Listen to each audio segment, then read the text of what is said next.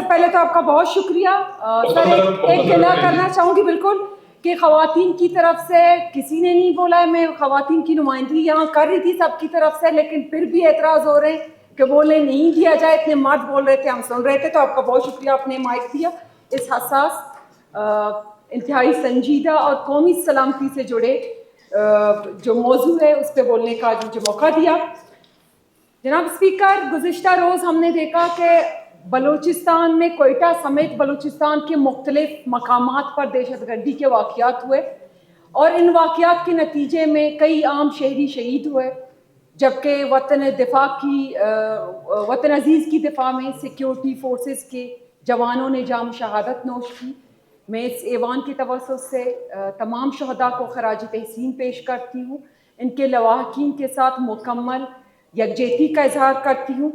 جناب اسپیکر, مجھے لگا کہ آج کے سیشن میں ہمارے جو معزز ارکان ہیں وہ اٹھ کے اس دہشت گردی کے خلاف بات کریں گے, کیونکہ شک بہت ہوا بلوچستان میں.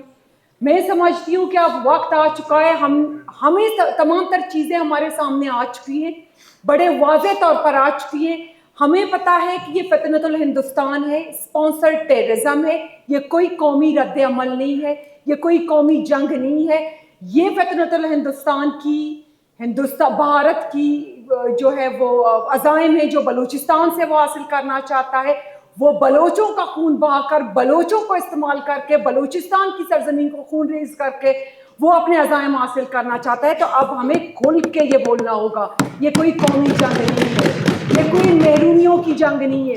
کیا چاہتے ہیں وہ؟ BLA کا بشیر زیب موٹر سائیکل پہ سوار ہو کے کہتا ہے نکلو گھروں سے, روڈ توڑو, سرکاری املاک توڑو, اسپتال توڑو, اسکول توڑو, کچھ مت چھوڑو. محرومیوں کا جنگ ہے؟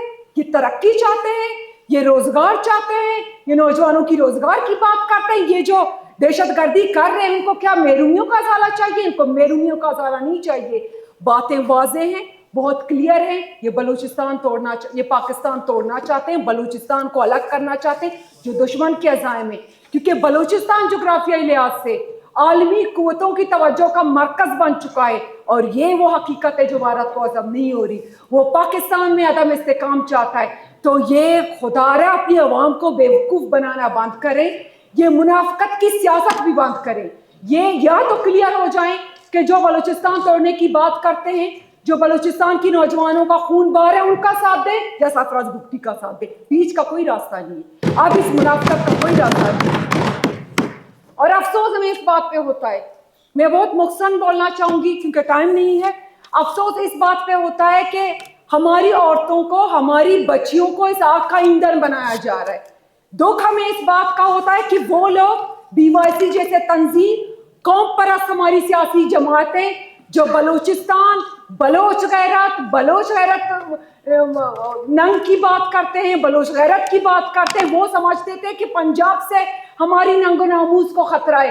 آج کدھر ان کی آنکھیں بند ہیں؟ وہ نہیں دیکھ رہے کہ بوڑھی عورتوں کو استعمال کیا جا رہا ہے, بچیوں کو استعمال کیا جا رہا ہے. ہماری ننگ و ناموس کے پیچھے بھی اللہ اور بھارت پڑا ہے. کہاں گئی ہے ہماری غیرت؟ اب ہماری غیرت نہیں جاتی. اس وقت ہم نے جھوٹا بیانیہ بنایا ہوا تھا کہ پنجاب ہمارے ننگ و ناموس کے جو ہے, پنجاب سے ہمیں خطرہ ہے. ہماری عورتیں بہت بولڈ ہو رہی ہیں. اب آپ کی وہ عورتیں دہشت گردی میں استعمال ہو رہی ہیں.